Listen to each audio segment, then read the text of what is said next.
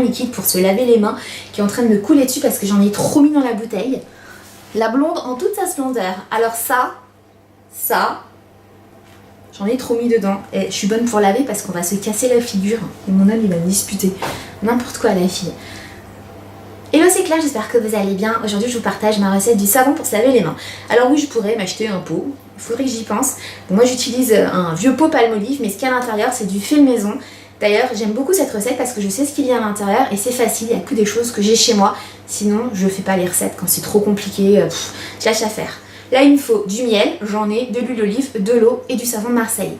Alors il y a les pastilles, je n'en ai pas, j'utilise le gros bloc de savon, je prélève 20 grammes dessus et puis je fais ma tambouille. Depuis que je fais cette recette, je n'achète plus les produits de grande surface parce que ça c'est sain, je sais ce qu'il y a à l'intérieur. Vous pouvez parfumer avec des huiles essentielles, mais comme je suis enceinte, c'est pas vraiment recommandé. Pareil, quand on a des enfants petits, je vous déconseille de mettre des huiles essentielles. Après, vous faites comme vous voulez. Moi, ma huile préférée, c'est la lavande. Je trouve que ça sent très bon. Et j'aime beaucoup aussi tout ce qui est citron, agrumes, et puis il y a le thym. Bref, n'hésitez pas, lâchez-vous si vous testez cette recette. C'est parti pour la recette la plus simple au monde.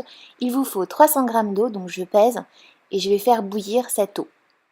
Pendant ce temps-là, je pèse 20 g de savon de Marseille, pur, ou des pastilles. Donc moi, c'est un morceau que j'ai prélevé sur un gros morceau de savon de Marseille. Je le mets en morceaux et je l'ajoute à mon eau bouillotte que j'ai retirée du feu. Je vais ajouter 2 cuillères à soupe de miel. Ça va adoucir la peau, ça va être top. Et 1 cuillère à soupe d'huile d'olive. J'ai mélangé le tout, puis je vais laisser refroidir avant de mettre dans mon contenant. Bon ben voilà, c'est prêt. Ça sent super bon. Je transvaserai tout à l'heure à l'aide d'un entonnoir dans le récipient. Ça sert à rien de le mettre bouillant. Hop, on va le laisser. Il faudra que j'investisse dans une belle bouteille en verre. C'est mieux que le plastique. Mais en attendant, ça fait l'affaire. C'est prêt. Ce que j'aime dans cette recette, elle est très rapide, facile. On a tout ce qu'il faut sous la main. Ça sent bon l'huile d'olive. Vous mettre des huiles essentielles, donc ça sentira encore plus. Ça fait les mains toutes douces avec le miel. C'est pas mal.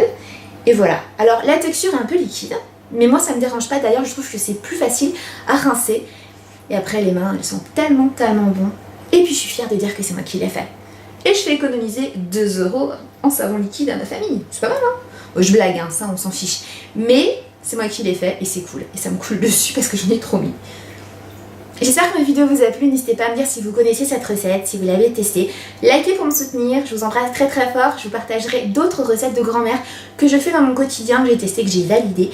Je vous dis à très vite sur YouTube, prenez soin de vous. Bye.